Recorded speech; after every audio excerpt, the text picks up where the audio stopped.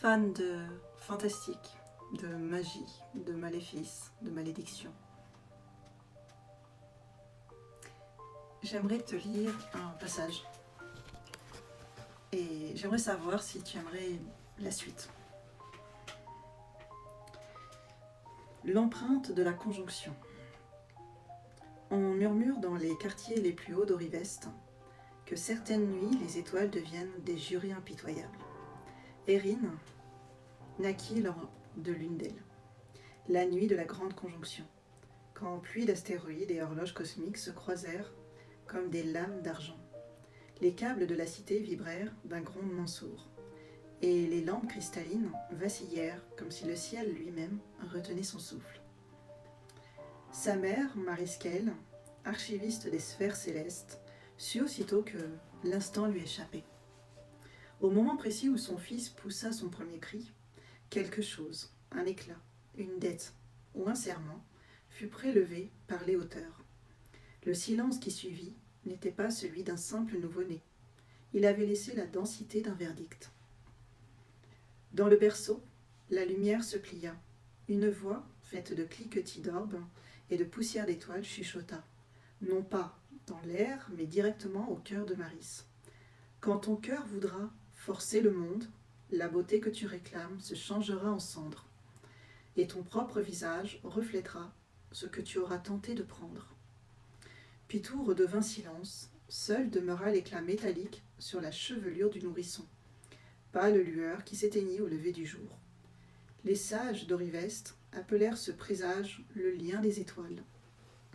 Ils disaient, à voix basse, que quiconque naissait sous ce signe porterait un sceau, qu'il suffirait d'un amour trop pressé, d'un désir brûlant, pour que la personne aimée se dissolve en poussière, et qu'une chevelure d'argent jaillisse alors, témoignage vivant du crime.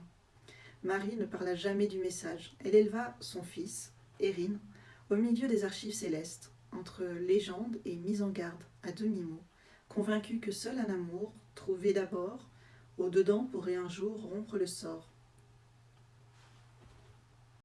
Si jusque-là j'ai encore capté ton attention, si tu es prêt, on commence le chapitre 1. Enfance marquée. La cité suspendue d'Oriveste paraissait flotter dans une aurore sans fin. Les ponts de verre s'entrecroisaient entre des tours d'obsidienne et le vent chargé d'ozone, chantait dans les anneaux de métal qui retenaient la ville au-dessus du gouffre. Les lampes à cristal s'allumaient une à une, palpitant comme des constellations captives, dans ce ciel toujours bleu nuit. Les lunes se découpaient nettes, tantôt nacrées, tantôt d'un rouge profond. Erin n'avait pas 10 ans, et déjà il connaissait chaque vibration de ces passerelles aériennes. Il courait pieds nus, la peau chatouillée par la brume, qui remontait les profondeurs, ses cheveux clairs accrochaient la lumière, mais ce soir-là, une mèche d'un argent plus vif se glissa dans le vent. Personne n'y prêta attention, sauf lui. Il la sentit comme un fil glacé contre sa tempe. « Ne traîne pas ?» Petit comète, appela Maris d'une douce voix. Sa mère l'attendait sur le balcon, silhouette fine, enveloppée d'une cape indigo.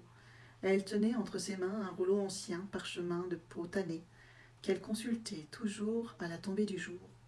Maris était archiviste des conjonctions. Elle parlait souvent des flux stellaires et des récits qui s'écrivaient avant même la naissance d'un enfant. Erin s'arrêta à ses pieds, essoufflée. « Regarde, mère, j'ai battu le vent. » « Et c'est le vent qui t'a peint une nouvelle couleur, répondit-elle avec un sourire mystérieux. Elle posa ses doigts sur la mèche argentée. Un frisson parcourut l'enfant, comme si le contact ouvrait une porte invisible. « Ce n'est qu'un reflet, balbutia-t-il. Ou un signe, murmura Maris. Laisse-le vivre. Ils restèrent un moment à contempler la mer de nuages, le bourdonnement des anneaux d'amarrage formait une basse continue. Maris reprit son rouleau, ses yeux couleur de cuivre brillants dans la pénombre. Il est écrit que certains naissent avec la lumière des astres dans le sang. Ces enfants doivent apprendre à apprivoiser le don, sinon le don les dévore. C'est dangereux. Ce qui n'est pas compris le devient toujours, répondit-elle simplement. Jeu d'ombre. Le lendemain, Erin rejoignit sa camarade Neria, sur une passerelle de cristal. Leur rire rebondissait contre les parois d'obsidienne. Il jouait à chasser l'écho, un jeu où il fallait frapper le métal pour que le son se dédouble. Ton cheveu brille, fit Neria en plissant les yeux, on dirait une comète. C'est rien, protesta Erin, levant. Et elle tendit la main, mais aussitôt un courant d'air sec la fit reculer.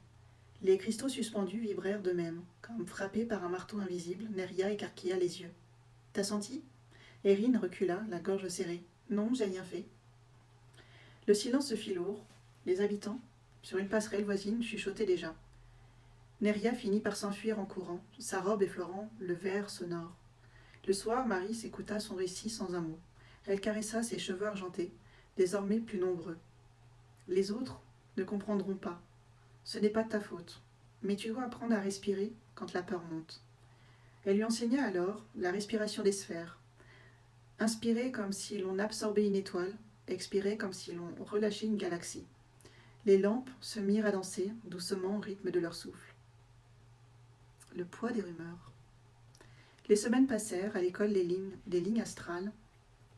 Erin sentit les regards se charger de crainte. Chaque fois qu'il riait trop fort ou qu'il touchait une surface métallique, une vibration sourde se produisait. « Il porte la lune, chuchotait-on.